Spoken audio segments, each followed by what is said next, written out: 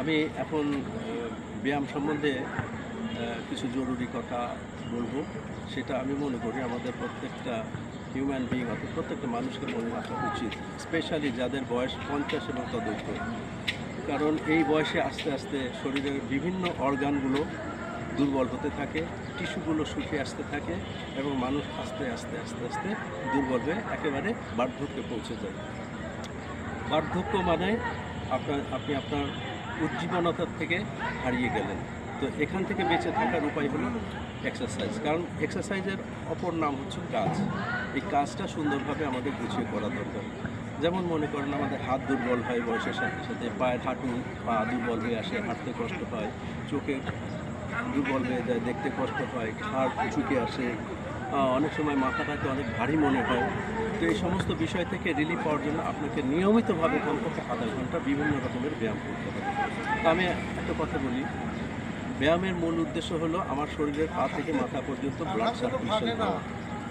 যথাযথভাবে যদি রক্ত প্রবাহটা শরীরের মধ্যে ঠিক থাকে তাহলে আমার রোগ ব্যাধি আস্তে আস্তে শরীর থেকে দূর হয়ে যাবে এবং আমি সুস্থতার মধ্যে জীবনযাপন করতে পারবো। আমার তখন প্রত্যেকটা কাজে কর্মে আমি একটা চাঞ্চল্য বোধ করবো, উদ্দীপনা বোধ করবো। বয়স আমার সেক্ষেত্রে যাই হোক না কেন। তো বয়স ধরে রাখা বিষয় না, আমার শরীরটাকে ধরে রাখা, সুস্থ থাকা এবং সুস্থ থেকে নানাবিধ সাংসারিক জীবনের, পার্থিব জীবনের, পারলৌকিক জীবনের কাজগুলি যাতে আমি করতে পারি, এই জন্য ব্যায়াম আবশ্যিক। তো সেটা কীভাবে করব?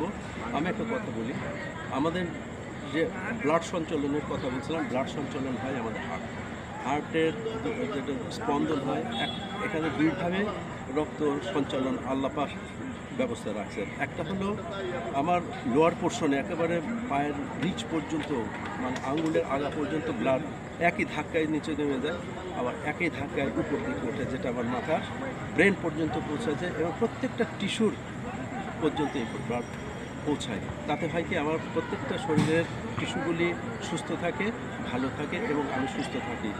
আর যদি কোনো কারণে আমি আমার ব্যায়ামে অবহেলা করি, তাতে দেখা যায় এই রক্ত প্রবাহ সঞ্চালন বা রক্ত প্রবাহ আস্তে আস্তে আস্তে আস্তে দুর্বল হয়ে আসে, রক্ত মোটা হয়ে যায়, রক্ত গাঢ় হয়ে যায় এবং তখন হয় কি, শরীরে নানা রকম মেদ জমে, দুর্বল হয়ে আসে এবং মানুষ আস্তে আস্তে দুর্বল হয়ে অটোমেটিক বার্ধক্যে পৌঁছে যায়। তো সেখান থেকে বেঁচে থাকার জন্য আপনাকে ব্যায়াম করতেই হবে। অবশ্যই ব্যায়াম করতে হবে। ব্যায়ামের বিকল্প কিছু নাই। এর মধ্যে একজন সাধারণ মানুষের সবচেয়ে বড় ব্যায়াম হলো একজন মুমিনের জন্য 5 ওয়াক্ত নামাজ ঠিক মতো। নামাজের মধ্যে প্রত্যেকটা রোকনে রোকনে আল্লাহ পাক ব্যবস্থা রাখছেন ব্লাড সার্কুলেশন।